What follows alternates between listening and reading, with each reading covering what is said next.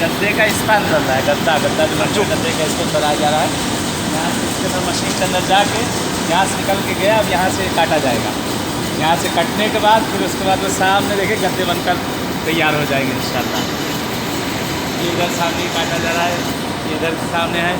24 घंटे तक जो है ये निकलने के बाद जो है ठंडा होता है।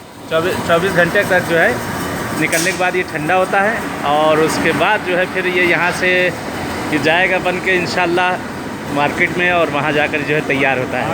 वहाँ वो काटते हैं। हाँ, ये सामने यहाँ ये काटा जा रहा है। ये कटिंग हो रही है। ये आरिफ भाई जिनके मेहमान हैं हम लोग यहाँ तनानारियों में,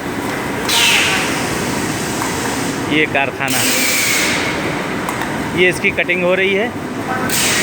यहाँ से बराबर किया जाएगा। ये कटिंग हो रही है। सारा काम जो है ऑटोमेटिक है।